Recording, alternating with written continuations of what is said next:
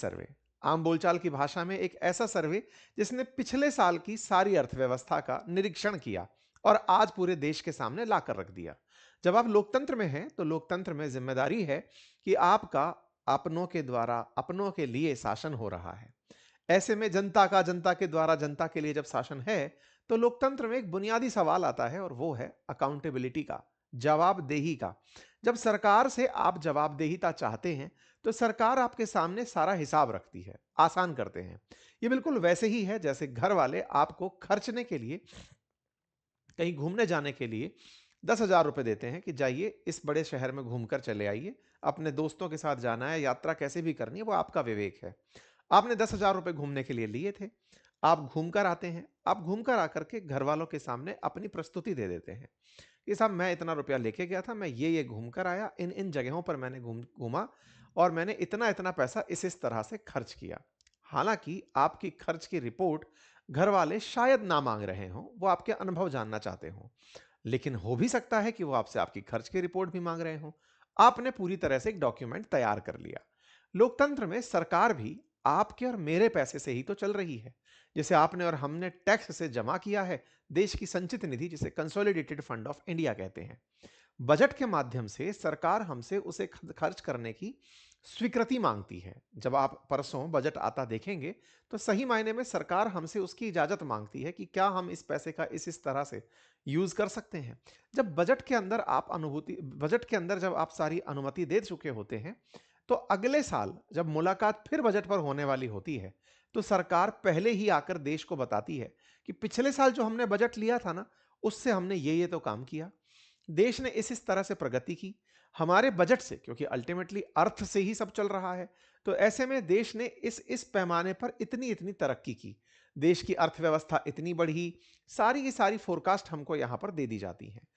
सारी की सारी जो एक्सपीरियंसेस हैं वो हमको दे दिए जाते हैं और भविष्य के लिए कि अगर हम ऐसे ही करते रहे तो उसके लिए फोरकास्ट, भविष्य के अनुमान दे दिए जाते हैं। इसी से बनता है आर्थिक समीक्षा। आज जब हम आर्थिक समीक्षा की बात कर रहे हैं, उसका नाम 25-26 है। 26 में हम खड़े हैं, 25 से लेकर 26 तक का वो डेटा आपके सामने लेकर हाजिर है। सर्वे के अंदर किन किन मुद्दों पर देश का ध्यान आकर्षित करवाया गया, ये सारी बातें हैं। क्या सर इसमें यह भी बताया गया होगा कि सरकार ने किस जगह कितना खर्च किया? हाँ, आंकड़े सारे होते हैं, लेकिन उनके साथ साथ इतनी डिटेल अकाउंटिंग नहीं होती जितनी सीएजी को दी जाती है चेक करने के लिए, क्योंकि आप और हम अकाउंट्स के विद्यार्थी नहीं कि एक एक पैमाने पर चीजों को जांच कर परख सकें। लेकिन लमसम हमको जानकारियां इस पूरे डिटेल में दी जाती हैं कि स्वास्थ्य की योजनाओं पर इतना पैसा, चिकित्सा सफाई पर इतना पैसा, सड़क निर्माण पर इतना पैसा। ये सारी की सारी जानकारियां हमें इसमें दे दी जाती हैं कि सरकार ने ये सब किया। इनके जो रिजल्ट्स हैं वही हमारे देश की सही मायने में हालत बताते हैं। जैसे अर्थव्यवस्था में जानकारी दी गई इकोनॉमिक सर्वे के माध्यम से कि हमारी अर्थशास्त्र, हमारी जो देश की इकोनॉमी है उसका स्वास्थ्य बढ़िया है, देश अच्छे रूप से प्रगति कर रहा है। ऐसे ही करते रहे तो हम कहां तक पहुंचेंगे, कुछ चीजों पर हमारा ध्यान भी आकर्षित कराया गया। लेकिन चूंकि ये पूरी तरह से एग्जामिनेशन पॉइंट ऑफ व्यू से सुना और पढ़ा जाता है, इसलिए यूपीएससी के अंदर विशेष रूप से मेंस के लिए भी, प्रीलिम्स के अंदर तो निश्चित ही ये काम का है, मेंस के पॉइंट ऑफ व्यू से भी ये बहुत ज्यादा काम का माना जाता है। फिलहाल के लिए बात हो आर्थिक समीक्षा की, तो वो एक प्रकार का हिसाब किताब का वो सिस्टम है जिसमें सरकार आपको ग्रोथ की trajectory, state wise sorry sector wise आपको performance, trends in infrastructure, agriculture, industries, services सब बताती है। Investment, trade, physical monetary development, emerging structural shift, सबके बारे में जिक्र किया जाता है। तो फिर बनाता कौन है इसको? फाइनेंस मिनिस्ट्री, जिसके नेता फिलहाल निर्मला सीतारमन जी हैं, जो बजट लेकर आएंगी, उन्हीं के ही अंदर एक डिपार्टमेंट है जिसका नाम है economic affair department. Economic affair department के अंदर इकोनॉमिक डिवीजन हर साल इकोनॉमिक सर्वे तैयार करता है, जिसको प्रेजेंट करते हैं chief economic adviser, CEA, chief economic adviser, जो कि फिलहाल डॉक्टर वी अनंत नागेश्वर हैं। उनके द्वारा ये मतलब हर साल व्यक्त किया जाता है। इसका इतिहास है, बजट से पहले, बजट के साथ, इसके कुछ इतिहास की व्याख्या चली आती है। चीफ इकोनॉमिक एडवाइजर के द्वारा इसे प्रस्तुत किया गया है। ठीक है, इसमें ये सरकार को अपनी तरफ से कुछ सलाह देते भी दिखाई दे जाते हैं। अर्थात जब इकोनॉमिक सर्वे आता है तो वो एक प्रकार से दिशा तो देता ही है, ऑब्लिगेशन नहीं देता। ऐसा नहीं है कि जो यहां लिख कर दे दिया वो आपको मानना ही होगा, लेकिन सुझाव जरूर देता है। जो सुझाव हैं उनको बजट में इंप्लीमेंट करना होता है। ये बिल्कुल वैसे है, आप कहीं घूमने गए थे, घर वालों ने पैसे दिए थे, आप उस पैसे से घूमने तो गए, अगली बार आपके अनुभव जुड़ते जाएंगे कि साहब मेरे को ट्रेन से जाने में इतना खर्चा हुआ, खाने में इतना खर्चा हुआ, बेहतर होता कि मैं प्रबंधन अच्छा करता, मैं ट्रेन को विकल्प के रूप में चुनता, लेकिन खाने के लिए मैं कुछ ऐसी जगह तलाशता जो कि फायती होती, हाइजीनिक होती, मुझे दिक्कतें हुई थी। तो आप उनके अनुभव को अगली बार यूज कर सकते हैं। इसी वजह से इकोनॉमिक सर्वे के अंदर जो जानकारी होती है वो बजट को और सुंदर बनाने के लिए दी जाती है। ठीक है, इस पर आगे बढ़े, लेकिन इसको समझने से पहले कुछ की इकोनॉमिक टर्मिनोलॉजीज हैं जो आपको पता हो तो इकोनॉमिक सर्वे है। आइए कुछ टर्मिनोलॉजी सीखते हैं, हल्की हल्की जानकारी लेते हैं। सबसे पहली टर्मिनोलॉजी जिसके बारे में जिक्र होता ही है इकोनॉमिक सर्वे में, that is GDP, gross domestic production, सकल घरेलू उत्पाद। कि देश ने एक साल में अपनी सीमा के भीतर कितनी वस्तु और सेवा उत्पन्न की। इसको नापने के दो पैमाने दे दिए जाते हैं, रियल और नॉमिनल। रियल और नॉमिनल के अंदर सरकार तय करती है कि यदि कैलकुलेशन बेस ईयर के साथ हो रहा है, जैसे फिलहाल के लिए रियल में गुड्स एंड सर्विसेज की वैल्यू बेस ईयर पर स्टेबल प्राइस पर तय की जाती है। जीडीपी कैलकुलेट करने के लिए फिलहाल बेस ईयर 2011-12 लेकर चला जा रहा है। मतलब क्या है, 2011-12 के अंदर जितना देश के अंदर महंगाई था या वस्तुओं की कीमत थी, उसके मुकाबले अब कितना प्रतिशत बढ़ी पिछले साल से, वो हमारी ग्रोथ के अंदर काउंट की जाती है। मान लीजिए पिछले साल तक गुड्स एंड सर्विसेज आपने 100 रुपए की पैदा की थी इन कंपैरिजन टू 2011-12, लेकिन अब आपने 110 रुपए की पैदा कर दी, तो 10% का ग्रोथ जीडीपी ग्रोथ के अंदर काउंट किया जाएगा। बेस 2011-12 से लिया जा रहा है। वहीं दूसरी ओर अगर बात की जाए जीडीपी की नॉमिनल तरीके से, तो जो वर्तमान में चल रही है, मतलब अगर बात की जाए रियल तरीके से, तो जो वर्तमान में चल रही है इस साल के हिसाब से आप जीडीपी को आज की कीमतों पर भी चेक कर सकते हैं, लेकिन सरकार इन्फ्लेशन के चलते उसे काउंट ना कर कर बेस ईयर के आधार पर चलती हुई इंडिकेटर्स के साथ दिखाती हुई चलती है। जीडीपी की कैलकुलेशन में कंजप्शन, इन्वेस्टमेंट, नेट एक्सपोर्ट का एक्सपेंडिचर, गवर्नमेंट स्पेंडिंग, तमाम जैसे पॉइंट्स का उपयोग भरपूर मात्रा में किया जाता है। अगर आप इनके डिटेलिंग जानना चाहते हैं तो अगेन मैं यही कहूंगा कि या तो इसके लिए एक डिटेल क्लास आप चाहते हैं तो हम अलग से लेकर के सीरीज आ सकते हैं, अदरवाइज आप इकोनॉमी पढ़ने में अगर रुचि रखते हैं तो हमने बहुत ही नॉमिनल प्राइसेस में बहुत ही खूबसूरत कोर्स बना करके रखा हुआ है, आप जरूर उसे सुन सकते हैं। एक टर्म है जिसका नाम है इन्फ्लेशन, महंगाई। महंगाई जिसको हिंदी में मुद्रास्फीति बोल करके बताया जाता है, ये देश के विकास में बहुत महत्वपूर्ण रोल प्ले करती है। हम लोगों को लगता है कि महंगाई बढ़नी ही नहीं चाहिए, लेकिन अर्थशास्त्र की भाषा में कहा जाता है कि महंगाई बढ़े तो बुराई नहीं है, बस अति से अधिक ना बढ़े। मतलब 4% तक की हमने अपनी लिमिट लगा रखी है, अधिकतम 4%, और ज्यादा अगर करते हो तो 6 तक चले जाओ, तो इसको लिखते हैं 4 प्लस माइनस 2, अर्थात 2% से लेकर 6% के बीच में महंगाई बढ़े तो इकोनॉमी को हेल्दी इकोनॉमी कहा जाता है। तो जब भी महंगाई का जिक्र होता है तो मुद्रास्फीति के ऊपर आंकड़े जरूर, महंगाई के आंकड़े जरूर इकोनॉमिक सर्वे में दिखाए जाते हैं। महंगाई डिमांड पुल यानी कि आपकी मांग पर आधारित हो सकती है, खर्च पर आधारित हो सकती है, बिल्ट इन फैसिलिटीज के आधार पर हो सकती है। इकोनॉमिक सर्वे में एक और टर्म डिस्कस होता है जिसका नाम है डेफिसिट, घाटे की तरीके से आप इसे ले सकते हैं। घाटे से मतलब है आमदनी अठन्नी और खर्चा रुपया अगर बोला जाए तो 50 पैसा क्या था, अठन्नी क्या थी, तो 8 आना जो था वो आपका डेफिसिट था, घाटा था। खर्च ज्यादा किए, आमदनी के स्रोत कम थे, तो जो पैसा खर्च किया वहीं से ही आप डेफिसिट के बारे में बात करते हैं। सरकार के साथ भी यही होता है। सरकार की आय के जो स्रोत हैं उसमें बड़ा कारण टैक्सेशन है। आमदनी कम है लेकिन सरकार ने खर्च बहुत से कर रखे हैं, तो इससे भी डेफिसिट की स्थिति उत्पन्न होकर आती है। लेकिन इस डेफिसिट को कई तरीके से डिस्कस किया जाता है। इन डेफिसिट्स के अंदर जो सबसे इंपॉर्टेंट डेफिसिट है दैट इज रेवेन्यू डेफिसिट, अर्थात सरकार ने रिकरिंग बेसिस पर खर्च ज्यादा किए। रिकरिंग बेसिस मतलब इस महीने भी था, अगले महीने भी था, या इस साल भी था, अगले साल भी होगा, फिर भी होगा। ऐसा कब होता है? पेंशन्स में, तनख्वाहों के अंदर, इंसेंटिव्स के अंदर, जो कि सरकार को लगता है कि इतना तो देना ही है टाइप से, बोनसेस टाइप से। तो ऐसी चीज में सरकार को जो चीज रेपिटेटिव देनी पड़े, आप कहें सर कल तो बोनस दिया था, जरूरी थोड़ी अगली बार दें, लेकिन कई बार ऐसा होता है ना कि कुछ चीजें ऐसी हो जो क्रमागत देखी जा रही है, इस बार आया तो अगली बार भी आएगा ही आएगा, जैसे तनख्वाह है।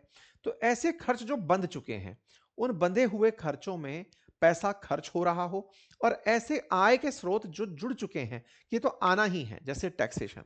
तो ऐसे में इन दोनों के बीच का अंतर, आमदनी और खर्च के बीच का अंतर, रेवेन्यू डेफिसिट के रूप में कंसीडर किया जाता है। यदि ये रेवेन्यू डेफिसिट वाकई में एग्जिस्ट कर रहा हो, सरकार के रेवेन्यू के ऊपर खर्चे ज्यादा हो रहे हो, तो उसको प्रबंधन बेकार माना जाता है। कहा जाता है कि सरकार, आपको इतना तक नहीं पता, आपने कमाने के लिए जो लोग रखे हैं उन पर ज्यादा खर्च कर रहे हो और कमा कम पा रहे हो, तो फिर कैसी सरकार चला रहे हो। एक होता है इफेक्टिव रेवेन्यू डेफिसिट, जिसमें सरकार क्या करती है, अपने खर्चों में कुछ पैसा कैपिटल असेट के डेवलपमेंट में भी खर्च कर रही होती है, हालांकि वो रिकरिंग नहीं है, जैसे सड़क बनाना, ब्रिज बनाना, अस्पताल बनाना।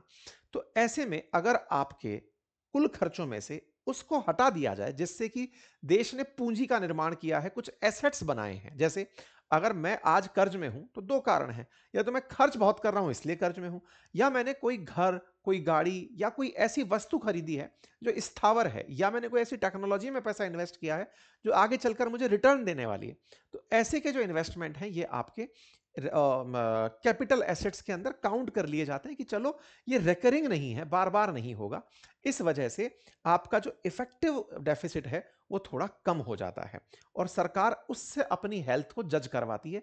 बोले यार देखो, रेवेन्यू डेफिसिट से मत नापो, इफेक्टिव से हमें नाप लो, ताकि पता रहे कि हमने असल में क्या खर्च किया है। खर्च की बात हो तो एक्सपेंडिचर दो तरह से कंसीडर ही किए जाते हैं कि भाई कहां कहां खर्च करके आई है सरकार, रेवेन्यू पर खर्च कर रही है कि कैपिटल पर खर्च कर रही है। कैपिटल मतलब जो एक बार हो रहा हो, या फिर वैसा किसी एक निर्माण में हो रहा हो फिर अगले निर्माण के लिए हो, एक ही व्यक्ति को बार बार ना दिया जा रहा हो।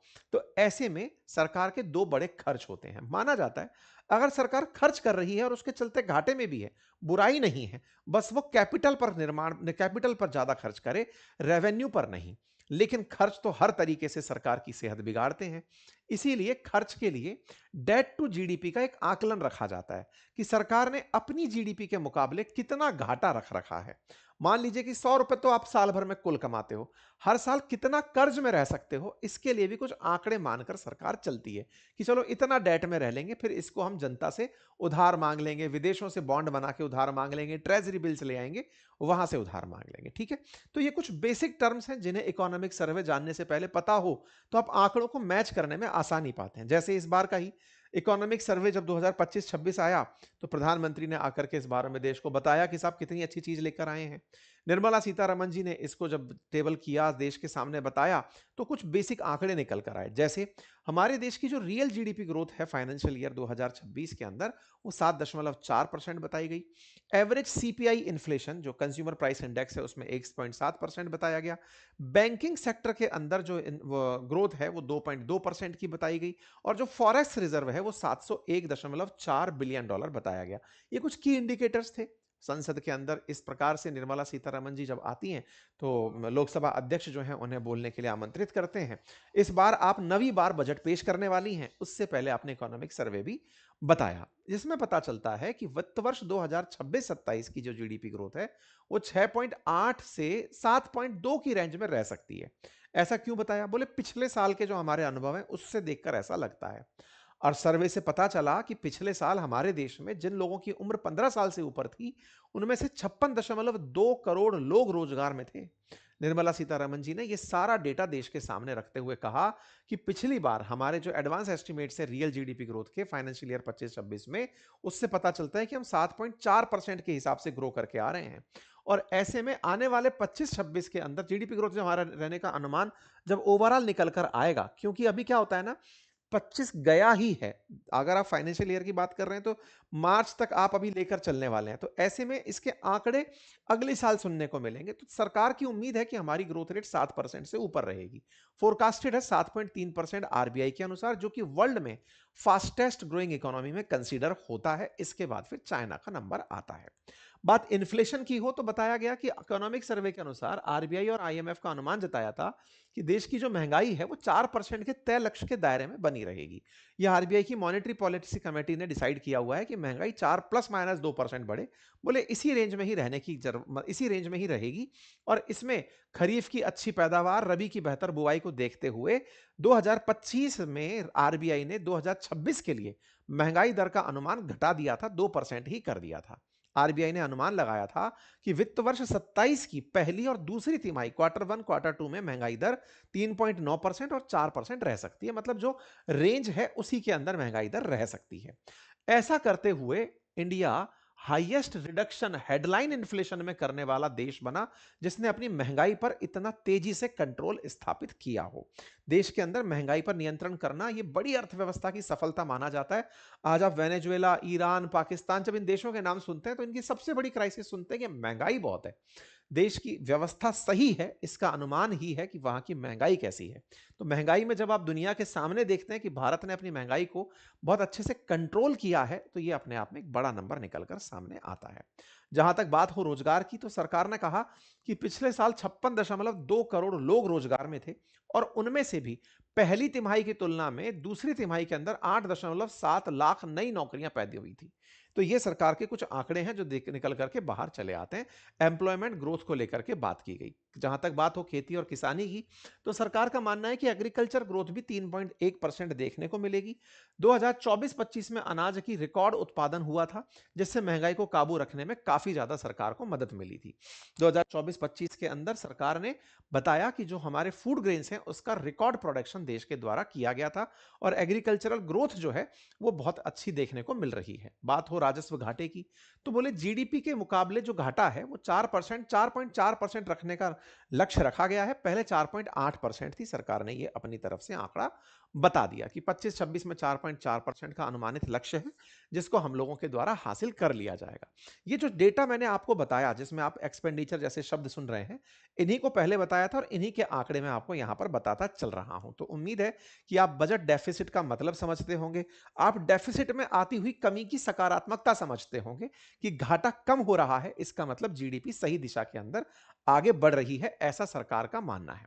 कुछ और आंकड़े निकल करके आए, जैसे कि नेशनल हाईवे नेटवर्क के बारे में आया कि 2014 के मुकाबले 60% इंक्रीज नेशनल हाईवे हुआ है। ऑपरेशनल हाई स्पीड कॉरिडोर के अंदर भी जो वृद्धि है वो लगभग 10 गुना हो गई है। Average commissioning of railway network है वो ऑलवेज मतलब रेलवे नेटवर्क जो है वो बढ़ गया है, 1499 से 3118 तक हो गया है। ये कुछ ऐसे आंकड़े हैं जो सरकार के द्वारा अपनी ग्रोथ के बारे के अंदर बताए गए। साथ ही साथ जीएसटी कलेक्शन 2024-25 के अंदर बढ़कर 22.1 लाख करोड़ हुआ, जो दर्शाता है कि सरकार ने जनता से खूब टैक्स वसूला। इसका मतलब जनता तरक्की भी तो कर रही थी, तभी टैक्स दे रही थी। शुरुआती क्वार्टर्स के अभी तक अप्रैल दिसंबर तक के आंकड़े हैं जो कि प्रोग्रेसिव रखी से दिखाई दे रहे हैं। सेंट्रल रेवेन्यू रिसीट जो है वो भी 11.6% के हिसाब से बढ़ी है। सरकार के ये आंकड़े यहां से निकल कर आते हैं। कुल मिलाकर के सरकार ने अपनी तरफ से जो डेटा प्रस्तुत किया उसमें यह बात स्पष्ट पता चलती है कि दिशा जो देश की है ना वो ऊपर की तरफ चल रही है, सकारात्मक रूप से ऊपर बढ़ रही है। विदेशी मुद्रा के भंडार बढ़ते जा रहे हैं, पिछले साल के मुकाबले बढ़कर ये 701 बिलियन डॉलर तक पहुंच गए हैं। पैसे पहले 668 बिलियन डॉलर के हुआ करते थे और ये लगातार आंकड़ा, जैसे 2014-15 में देश का जो फॉरेक्स रिजर्व था वो 341 बिलियन डॉलर था, आज वो 701 बिलियन डॉलर तक पहुंच गया है। जहां तक बात हो विदेशों में किए जाने वाले निर्यात की, तो 2025 में हमने 825.3 बिलियन डॉलर का निर्यात किया और यह रफ्तार वित्त वर्ष 2026 में भी रहेगी।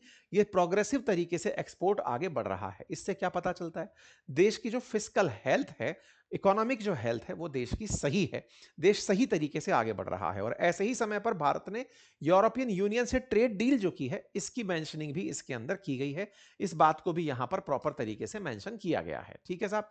इंडस्ट्रियल प्रोडक्शन के अंदर भी वृद्धि देखी गई, एमएसएमई के सेक्टर में वृद्धि देखी गई, सर्विस सेक्टर के अंदर वृद्धि देखी गई। वृद्धि वृद्धि वृद्धि यानी कि सब तरह से, चाहे यूनिवर्सिटीज के नंबर हो, कॉलेजेस के नंबर हो, हायर एजुकेशनल मेडिकल कॉलेजेस, सरकार अपने आंकड़ों को यही बताते हुए चल रही है कि सरकार देश के अंदर सब तरफ से वृद्धि हो रही है। अब चैलेंजेस क्या हैं? चैलेंजेस बताया गया कि साहब मोटापा हमारे देश के अंदर एक बड़ा चैलेंज बनकर आया है। दूसरा, टेक्नोलॉजी ड्रिवन इनिशिएटिव्स हमें लेने होंगे और मेंटल हेल्थ एक बड़ी चुनौती देश के लिए बनकर आ रही है। जहां तक बात हो ओबेसिटी की, तो हमें उसको कंट्रोल करने के लिए ऑयल कंजप्शन 10% तक घटाना होगा। हमें ईट राइट कैंपेन को प्रसारित करना होगा, खेलो इंडिया, फिट इंडिया मूवमेंट चीजें चलानी होंगी और आज से थोड़ा काम कर लें ऐसे कैंपेन्स। तो इस तरह की चीजें यहां पर बताई गई। ऐसे ही मोबाइल का अत्यधिक यूज करने से डिजिटल एडिक्शन जो बढ़ा है, उसके लिए मेंटल हेल्थ को लेकर के प्रोग्राम्स की सरकार के द्वारा यहां पर बात की गई है। इसका मतलब यह हुआ कि सरकार के ध्यान में है कि क्या क्या चैलेंजेस फिलहाल चल रहे हैं। एजुकेशन एंड स्किल शोज जो है वो आगे पॉजिटिव ट्रेंड्स दिखा रहे हैं, इसकी मंशा है। इसके बारे में आपने स्किल के बारे में चर्चा करते हुए सी जो हमारे चीफ इकोनॉमिक एडवाइजर हैं उन्होंने चिंता भी व्यक्त की। साथ ही साथ में फ्रीबीज को लेकर के कि जो मुफ्त की रेवड़ियां बट रही हैं, जो बजट का 8% हिस्सा केवल मुफ्त में बंटने में चला जा रहा है, यानी कि किसी काम के बिना ही सरकारें पैसा बांट दे रही हैं और इसकी संख्या में वृद्धि और देखी जा रही है। नकद ट्रांसफर पर खर्च जो है वो 1.7 लाख करोड़ तक पहुंचने का अनुमान देखा जा रहा है। राज्यों के द्वारा कुल बजट में 8.26% तक का हिस्सा ऐसा है जो राज्य अपने जीडीपी के अंदर से निकाल कर दे रहे हैं। सरकार के द्वारा भारत में 15 से 49 वर्ष की 24% महिलाएं, 23% पुरुषों का मोटापा और ओवरवेट होने का आंकड़ा उन्हें चिंताजनक स्तर तक लेकर जाता है। ये कुछ आंकड़े ऐसे हैं जो कि जब यहां से निकल कर आते हैं इकोनॉमिक सर्वे से, तो ये फैक्ट के रूप में आप आंसर राइटिंग में यूज कर पाते हैं। जो भी यूपीएससी का आंसर लिखने वाले छात्र छात्राएं हैं वो इन आंसर्स को क्लेम कर सकते हैं कि हाँ हमने यहां पर पढ़ा था। आप उनको आंसर राइटिंग में एज ए रेफरेंस यूज कर पाते हैं। इकोनॉमिक सर्वे आता है तो उसके ऊपर प्रतिक्रियाएं भी आती हैं। प्रतिक्रिया सरकार की तरफ से, प्रधानमंत्री की तरफ से, रक्षा मंत्री की तरफ से, बाकी सबने अपने अपने स्तर पर प्रतिक्रियाएं दी कि हाँ देश अच्छा चल रहा है। उन्हीं प्रतिक्रियाओं पर हमने आपके लिए अपनी पाठशाला का जो ट्विटर हैंडल है वहां पर जानकारी दी। आप इन्हें लगातार फॉलो करते रह सकते हैं। हम यहां पर लगातार अपडेट देते रहेंगे, नई टर्मिनोलॉजीज जो आई हैं उन पर चर्चा करते रहेंगे। बजट आएगा 1 फरवरी को संडे के दिन, हम उस पर भी आपके लिए कंप्लीट सेशन लेकर आएंगे। तब तक के लिए आप चैनल को सब्सक्राइब कर रखिए ताकि जैसे ही जानकारी आती है मैं आपके